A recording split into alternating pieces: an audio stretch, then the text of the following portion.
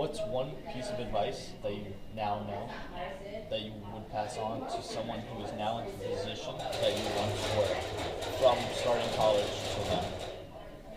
So I learned that college is really not about perfection, but really about perfecting. And you're gonna run through a lot of obstacles in college, and uh, I mean, you just gotta have a certain amount of grit and just grind your way through these 4 or 5 years. One of my favorite quotes from the great Dr. MLK Jr. is, "If you can't fly, then run. If you can't run, then walk. And if you can't walk, then crawl. But whatever you do, you just keep moving forward." And things like that have really gotten me through my downs here in college at Stony Brook. What's one piece of advice that you know now that you would pass on to someone who is now in the position you once were? Let's say from when you first came to college up until where you are now. I mean, I guess speaking specifically, or talking specifically about college, probably I try to explain to them that it's as big as it seems and as important as it actually is. It's only a small portion of your life. Like I feel like I'm only just now starting to see that in my last semester here. You know what I mean? And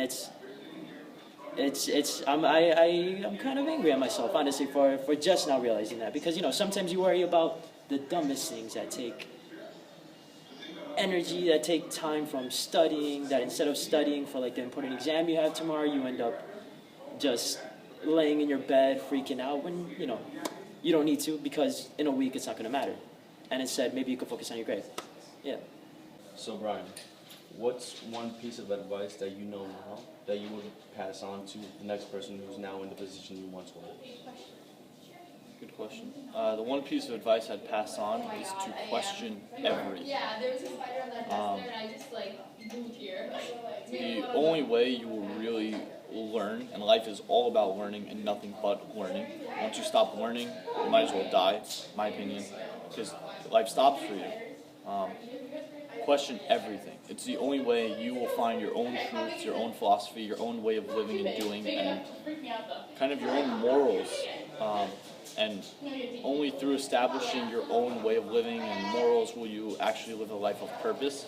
Because you're not supposed to agree with everyone, and not everyone's supposed to agree with you. If everyone's agreeing with you, you're doing something wrong. It means you don't stand for anything, really. It means you're just going with the flow, and odds are you're just participating in conformity. So you're just an average person. And for me, I don't want to be average, and I refuse to be average. And just being average, you're not going to be known.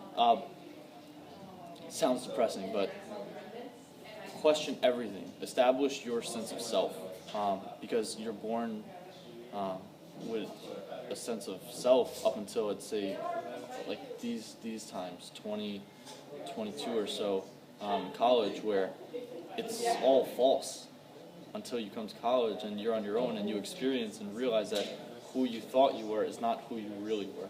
And only when you realize who you really are is when you actually start living.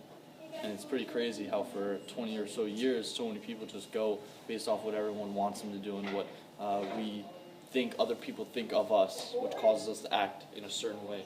And then once we're able to kind of step out of those shoes and throw everything in the past and move forward with open arms is when you really start living and experiencing life. And that's when things really get fun.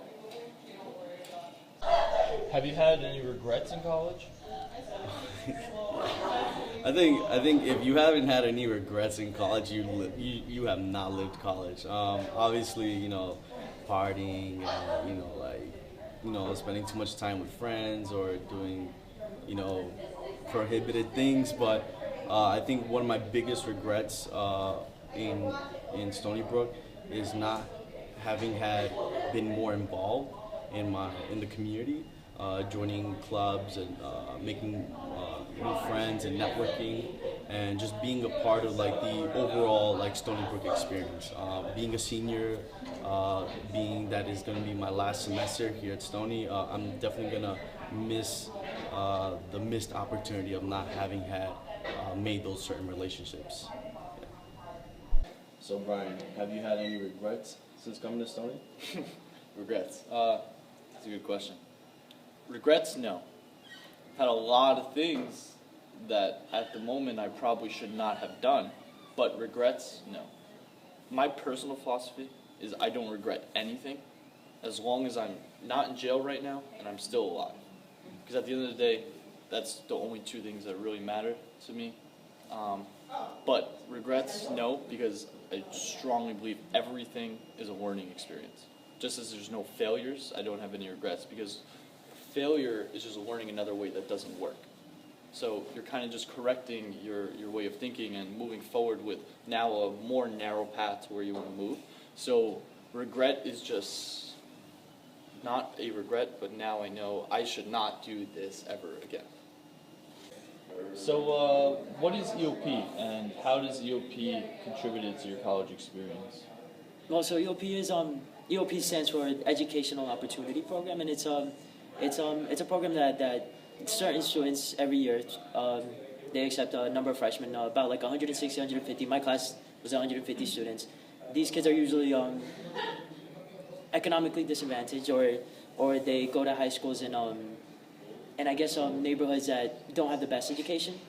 So through EOP, we get in, and they provide us with a lot of aid, a lot of advisement, and when we come in through as freshmen, we go through a rigorous program, a 5-week program where we gotta study. We have bedtimes, we have no cell phones, and it sucks, but it's kind of awesome at the same time. I feel like looking back to my freshman, or not even my freshman year, pre-freshman year, the summer right before freshman year, the relationships that I made that year, like those 5 weeks, are some of the best relationships that I still have to this day. What's one struggle that you faced and one strength you've recognized in yourself throughout college? I think a struggle that I faced throughout college was trying to prioritize the time and energy I spent with my friends on campus, with the time I spent like doing work or like anything like academically related.